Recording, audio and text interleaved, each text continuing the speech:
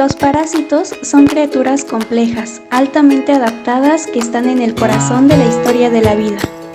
Mi nombre es Montserrat Arellano Valencia, soy alumna del Instituto Politécnico Nacional en el Centro Interdisciplinario de Ciencias de la Salud, Unidad Santo Tomás, y pertenezco a la licenciatura en optometría.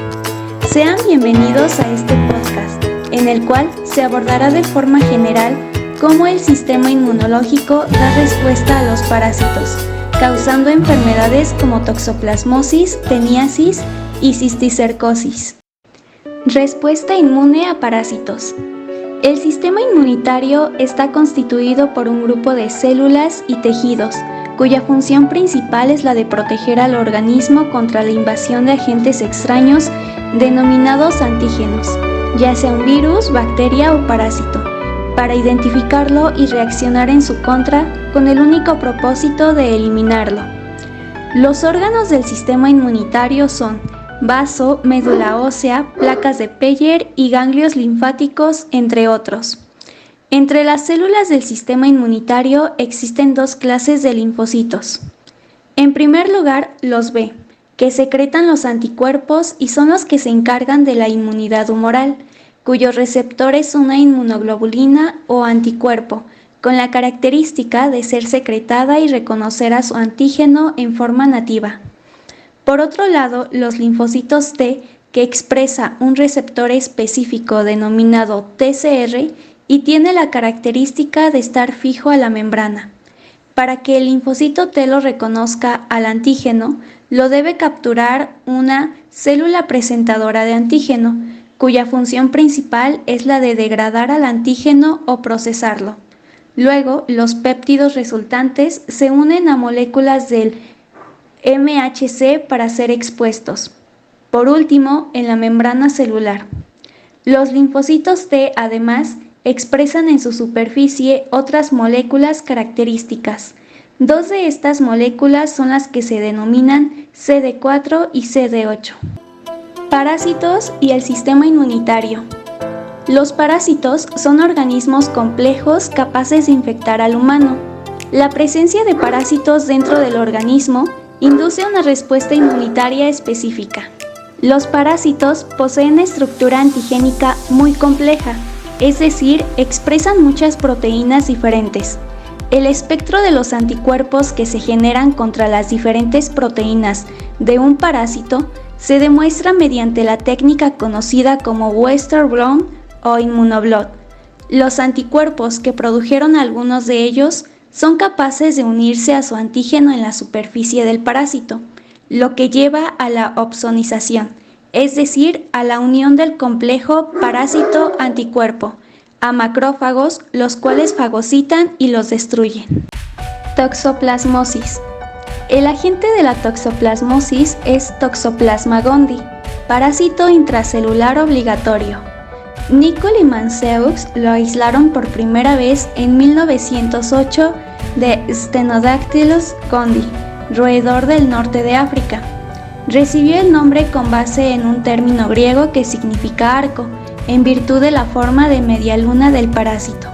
Tiene un ciclo de reproducción y transmisión que comprende una fase sexual en el epitelio entérico del huésped principal y una fase de reproducción asexual y extraintestinal en los huéspedes intermediarios. Existen 3 estadios o formas de toxoplasma infectantes para el ser humano: taquizoíto, bradizoíto y esporozoíto. El taquizoíto es el estadio observado en la fase aguda de la infección. Es intracelular obligado y mide entre 4 y 8 micras de largo por 2 a 4 micras de ancho y se reproduce por fisión binaria. Bajo ciertas condiciones se transforman en bradizoítos y se encuentran dentro de quistes que pueden alcanzar un diámetro de 50 a 200 micras. Los quistes aparecen 8 días después de la infección primaria y se pueden formar en diferentes tejidos, en particular en el sistema nervioso, el corazón y el ojo. El oquiste que contiene a los esporozoítos se ha descrito solo en los felinos, pues es resultado del ciclo sexual enteroepitelial del parásito. Se excretan en gran número en las heces del animal. Los quistes y los ooquistes son las dos formas del toxoplasma que intervienen en la transmisión de la toxoplasmosis al humano y los animales. La transmisión puede ser adquirida o congénita. La toxoplasmosis adquirida puede tener lugar por vía oral, por ingestión de ooquistes que contaminen los alimentos, o quistes presentes en la carne cruda o parcialmente cocida. La toxoplasmosis congénita tiene lugar en el caso de mujeres que contraen la infección durante el embarazo. En los individuos cuyo sistema inmunitario es competente, la infección es casi siempre asintomática. Sin embargo, los síntomas son muy variables e inespecíficos e incluyen fiebre, malestar general y miocarditis. La toxoplasmosis adquirida es una infección muy común en el humano. Se ha estimado que la incidencia de la toxoplasmosis congénita es de 0.25 a 10 casos por cada 1000 nacimientos según el país. Teniasis y cisticercosis. Tenia solium, que por lo general se conoce como solitaria, es un parásito hermafrodita y tiene dos tipos de huéspedes, uno definitivo, los humanos, y otro intermediario, los cerdos. En humanos causa teniasis cuando la fase adulta de Tenia solium se establece en el intestino, y cisticercosis si la fase larvaria, que se denomina cisticerco, se encuentra en tejidos extraintestinales. Tenia solium es un cestodo que en su fase adulta mide en promedio de 2 a 4 metros de longitud. En el extremo anterior se encuentra un escólex con 4 ventosas y un rostelo formado por una doble cadena de 25 a 30 ganchos cada una. Los cisticercos, que también reciben el nombre de metacestodos, miden de 0.5 a 1 centímetro de diámetro y se observan a simple vista como esferas blanquecinas. En cuanto al ciclo biológico de Tenia solium, el adulto se aloja en el intestino del ser humano, en donde los proglótidos grávidos o los huevos liberados se eliminan con la materia fecal. Cuando el cerdo ingiere las heces humanas, alimentos o agua contaminados con los huevos del parásito, las oncoesferas se liberan y migran hasta los órganos blancos, músculo estriado, corazón, cerebro, ojo y tejido subcutáneo, donde se establecen.